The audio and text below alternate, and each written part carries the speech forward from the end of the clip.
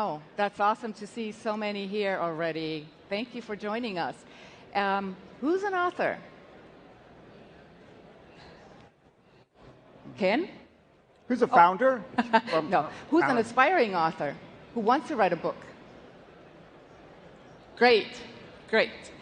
So, to kick things off, storytelling has been around for thousands of years. It's an ancient art to share social activities or to capture cultural zeitgeist, for entertainment, for education, for cultural preservation, or for instilling moral values. That's the official definition of storytelling. And I think the last one is probably most important to us today.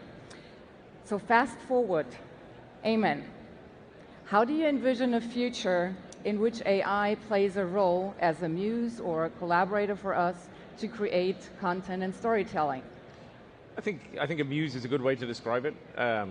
So I suspect, like a lot of people in the audience, I use ChatGPT and Claude and all of the Bard on a fairly regular basis, but more as a brainstorming tool, right? Like a sparring partner. I write a column for one of the newspapers back home in Ireland, and when I'm thinking of ideas for it every month, I kind of go, hey, what happened 20 years ago? What happened 30 years ago? What was interesting? What's this? What's that? There are days, right? If it's a Bill Gates quote, if you want something done fast, find the laziest person in the room. There are days when I ask the AI to write the entire column, and it's not very good. Right? And I'm not saying my columns are brilliant, but what comes out is not great. But the ideas that I'm able to generate by sparring with it are brilliant. And I think that's where it goes over time, or at least that's where I hope it goes over time, because I think there is still a humanity to the way that we tell stories and the way that we preserve values, the way that we talk about things. And I would like that to stick around, because I just think that AI is good at a lot of things, but the storytelling, it's never going to tell a joke in an Irish bar and win the room. I think there's a difference what we look like if we say write a book. I mean, to me, a book is a business book, something for education, or it's for entertainment. Ken, you're more in the area of, let's say, business books from what you've written, what you published. What is your view, or how do you envision to use AI in future? So I've not really used it. I've sort of played with it, right? It's not part of my workflow, but that's just because what I do, and I have a sort of view on what I'm trying to do, what my objective is as a writer and as a thinker and as a person trying to express my humanity at a particular time for a particular purpose. AI, I'm sure, is going to be extraordinarily important. In fact, it already is for the production of knowledge and for the production of writing, of this instantiation of text. But I'm trying to actually do something different. So although I'm still going to probably dabble with it, and maybe I will make it part of my work stream like a sparring partner, which I think is absolutely brilliant. For the moment, I haven't. And the reason why, I mean, I can explain why, but in short, the way that the system works is to find the median answer. They want to make sure an answer is good. And it's going to be good. You'll get good from it. And if you think of it as a Gaussian distribution, wham, right in the middle, it'll be good. But I don't want good. Good sucks. Yep. Nobody reads good, so you never make money off of good. Good is only good. I don't want to be great. I don't want to be excellent. I want to be superlative. I want to be the best ever. I want to be memorable, right? Now, if I get that tail event off the distribution, GPT doesn't know, AI doesn't know what to do with that. In fact, it treats something that's original and creative and extraordinary and doesn't know that that tail event's not over here and doesn't suck. So it cuts the tails. I'm going to play at the tails. I might fail, but if not, I'm going to hit a home run. Right, but I mean, you're mainly looking at, if you look at business books, it's about data, it's about facts that you transport. I don't write books about data and business. I write books about humanity and about the common shared experience of transcendence. I just happen to do it through the lens of data and through the lens of extraordinary stories that are unforgettable, that are going to change the world. But it just happens to be that I take my creativity and I apply it to business and data, because I think these are the most dynamic aspects of the world today. But my mission is about humanity, not about sort of business. Right. Okay, going away from the business side, if we look at the entertainment side, science fiction, fantasy, whatnot, Eamon, what do you think an AI can create, characters that we haven't seen yet, that are new, that are representing a new genre? So I'm curious, of the people who are here, how many people want to write a fiction book, nonfiction? Who can remember the last time that they read a book where they were sad? You deliberately read slowly so that you wouldn't finish it, right? I read a book called 1Q84 years ago, a Murakami book, and I was devastated when I finished it. It was like I'd lost my friends. And I think that kind of, the humanity in those characters, the story, the narrative that he weaved, the feeling that I had when I was reading that, I didn't want that to end. And I think that's where that excellence comes in, right? That's the swinging for the fences. That's the home run when you get it. And I think for fiction novelists, you're going to have to write it yourself, right? You're going to have to do the hard work. I do think that you can use these tools to kind of help you ideate, right? Help you kind of think about new characters, think about new things. What's interesting is also the extent to which you can bring in influences from other cultures and other countries. Like, I can't read a whole bunch of other languages, but actually using some of these tools, I might be able to take in some influences from it. But again, it comes back to how do you use it as a buddy, right? And I think if you're writing, like, let's say you're writing science fiction, I would be using Midjourney and DALL-E and all of those to give me like the most amazing images that I can't think of, actually. Give me these scenarios, give me these scenes that I can use as the basis for inspiration. But don't write the story for me, right? Like, I have to be the creator and the narrator of that story. I mean, I've written several novels, so I tend to start with the basics. So what are the characters that I have in the book? What are the character traits those characters have? Do they change throughout the story? I mean, this is important because if I think about the storytelling arc throughout the novel, I need to know what position does character X has at the beginning. Does it change? Where does it go in the future? And what role or what impact does it have on the character, on the story itself? So there's a lot of basic work that I do beforehand. I've tried a little bit with ChatGPT just to, prompted some input on, give me a short story on XYZ.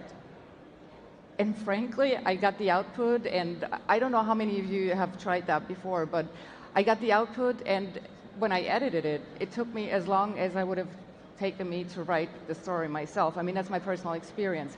What's your experience? How did you go about, or how would you go about using it? So it can be good for polishing stuff, right? Like, I wrote a LinkedIn post a couple of months ago, and it wasn't very good. I deleted it shortly afterwards, but I put it into ChatGPT and I said, "You are a features writer at The Economist. Basically copy edit this piece and make it sound more professional." A friend of mine puts all of his stuff into ChatGPT and makes it sound a little bit more like Elon Musk's tweets, right? Which you can have your opinion on whether that's a good or a bad thing. So I think that's the use case. And similarly, like, where I've asked any of these tools to produce 300, 400, 500 words worth of content, I've spent more time, arguably, than I would have writing it, going back through and going, "Oh, that's not quite correct." Because this hallucination problem is still very real, right? If I ask it, if we go back to kind of business books, if I ask these tools for hard data on businesses or markets or opportunities, some of the time it's right. Some of the time the companies that it mentions don't exist. So you've got to be very careful about how you use it and how you derive the value from it, and the large pinch of salt that you have to apply to everything that comes off it. That's true. I mean, I had a discussion yesterday about private AI, so putting a layer on top of ChatGPT so it removes all my personal data, like my IP address or whatever, when I input a prompt. Because to me, as an author, or if I think back in school and we had to write like an essay, everybody got the same thing, but nobody wrote the same essay because we all have a personal view, we have a personal perception, we have different feelings. If I put that protective private AI layer on top of AuthorGPT and everybody prompted in the same thing, the AI would write the same novel, wouldn't it? I'm tempted to pose a question to both of us, or both of you on the session, but also to the audience. If I recall, the title is something like, "Will GPT write the next bestseller?" Or "Can GPT write a bestseller?" So let me ask, do you think it can? Can GPT write a bestseller? Today, no. Tomorrow, in the future, yeah. What do you think? Yes, but Okay, yes, but all right. but to me, a bestseller is a book that sells best and creates a lot of revenue. It doesn't mean that it has a good quality. Yeah. Okay, that's. And with that differentiation, I think the answer, yeah, you can have it because it depends on the marketing also, you know. But let me just get a show of hands if I can, just collect some data because I love it. Who here thinks that GPT just pretty much left on its own? On its own, not there's might be a little bit of humanness to it, but basically 2%. Can GPT AI write a best-selling book? Raise your hand if the answer is yes. Okay, so that's like 6.9% of you.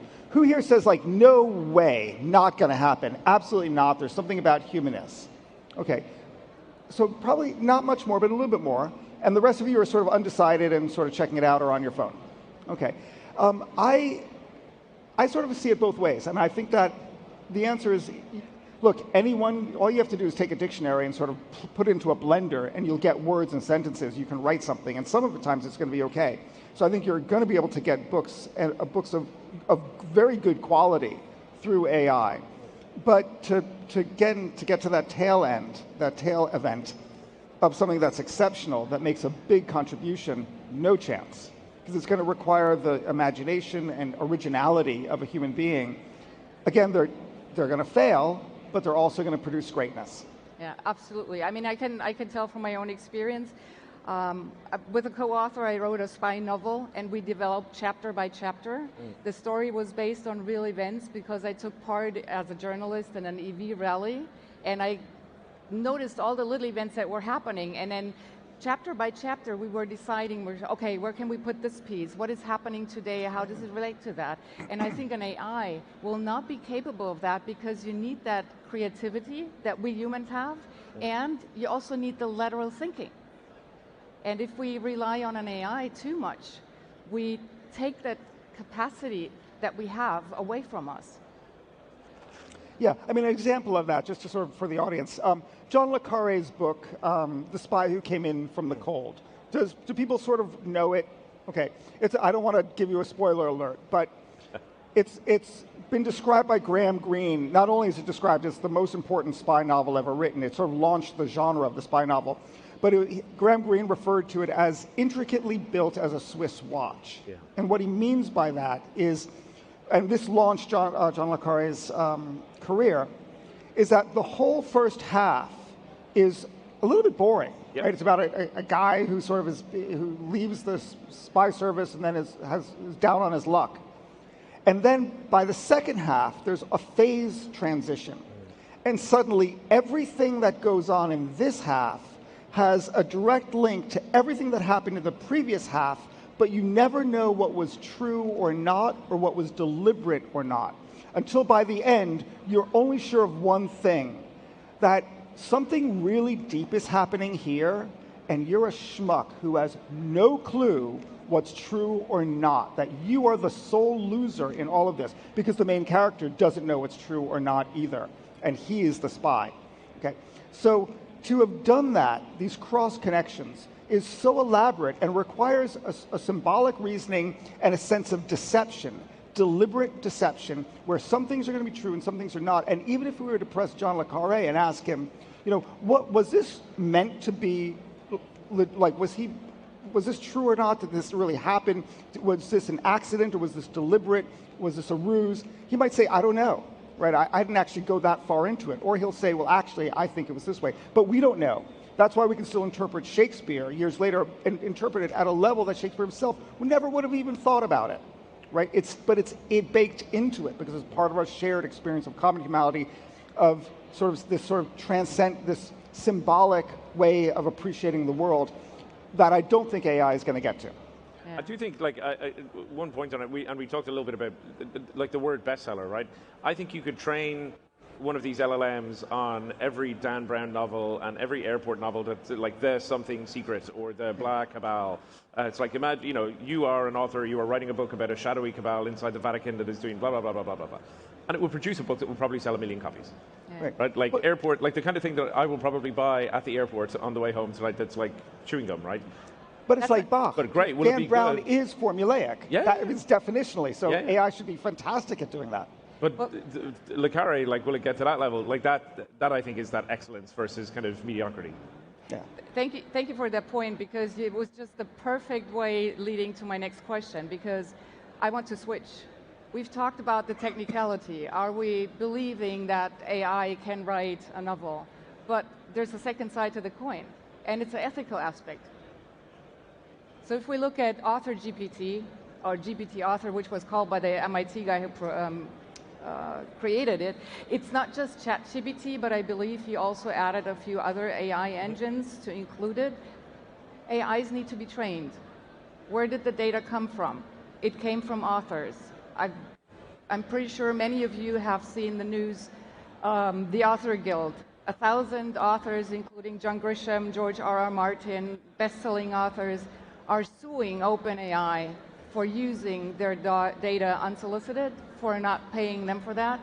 There's a great article in the Washington Post by the actor Joseph Gordon-Levitt, known from Inception. He played Snowden, on using AI, and if we want to use AI in the creative space, we need a system to reward everybody who contributed to that. And companies are horrified by that, because it would be a huge task to find out who is eligible for what amount of money. In Hollywood, it's called residuals. So if actors starring in a movie, and even if the movie's out of the movie theater, you can watch it on Netflix, on Amazon Prime, whatnot. And when you watch it, the actors get a little percentage because it was watched. So, and that's the residuals. That's their income, what they have. And if we put that over on the book side, we need the same thing. So let's talk about ethic. Let's talk about how could we even use AI for creating a best-selling book. Look, so every author, to almost be a very good author, you need to sort of try to read everything that's ever been published. And obviously we can't, so we have to be selective. But if we have a device that's read everything, that it should be able to do something quite interesting. So the reuse is not the issue. Maybe OpenAI should buy one copy of the book. I don't actually know. I've not actually thought through what the right. This is so uncharted that I don't actually know what the right model is, and I'm open-minded to hear the arguments on both sides on how we compensate authors while also allowing innovation to take place. I've not heard a rigorous debate in that area, so I don't know what I think. I mean, we have copyright. And yeah, I don't know copyright is literally about copying, right? It's a 400-year-old statute that also expires after a certain period of time. Initially, it was 14 years. In Germany, at least, it expires 75 years after the artist has passed away. So for me, that could be another 100 years for my works that I have copyright, or my family has copyright.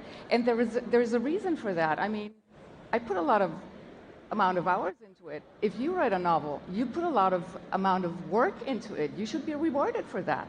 And I appreciate that we should make use of technology, but I think we need to find a way that is fair for everybody who's involved in the process of doing this. Not just have somebody scrape the internet without my knowledge, use it. I mean, on my website, there's now the snippet, and if that's of interest, you could, if you put that on your website, ChatGPT is not allowed to scrap the data from your website. It's kind of a privacy protection. But I think we need to find a way to do that. Well, it's tricky, right? Like, I think all the stuff with the SAG-AFTRA strike and actors now with, digital recreations, playing people, and we had there's a company called Respeecher that does voice translation, so you can have, Harrison Ford playing Indiana Jones, but speaking in German, right? And it's a perfect recreation of his voice. The challenge, right, is the genie is out of the bottle, right? And scale wins in these battles. So I think, speaking to someone who has written a book and would like to be compensated for anyone who's scraped through it, I also have to hold my hands up and go, these guys, has anyone here ever posted on Reddit, right, or commented on Reddit? You're part of the algorithm, right? Like, all of this stuff has already happened, and I don't know now, after the fact, if we can put that genie back in the bottle. I do think that there is a discussion to be had, a dialogue to be had about how people are compensated, but I think it's kind of happened now, and this is the new normal. We just have to kind of figure it out as we go along. And that's a big issue, right? If you're an actor, if you're a radio presenter, if you're an author, if you're anything else, the bigger ethical challenge I have is actually laziness, and the extent to which, like I have friends who are in academia, the number of papers that they see from undergrads, masters, PhDs, which are like totally GPT produced. The amount of articles, LinkedIn posts, everything else that I see that are clearly coming through those. My biggest fear is that people default to like, well, I can just use this to churn out 400 words of average, and that's fine, that's enough. It's like I realized after I left school that the laziest teachers who were hungover were the ones that used to give us an open book test, right? Because their grades would always be incredible. Like, we can't allow that level of laziness. We have to be really, really careful and guard against that, and that, I think, is the ethical question that people have to struggle with. I think there's another aspect to it, and the thing to me is also, how much content do we need? And the more content we have, what kind of impact does it have on us as a humanity? Because the more we consume, the more we read, the more we watch movies, there's less human interaction. We're not discussing the most important things, how to solve the challenges of our time. What does that do to us as a society? I mean, I don't want to sound, well, I sound like the devil's advocate, I know. I just want to encourage you to think about those different viewpoints. And it's critical thinking, right? Like, I mean, it's how do people develop critical thinking skills and critical reasoning skills, right? You read, you listen, you learn, you have a conversation.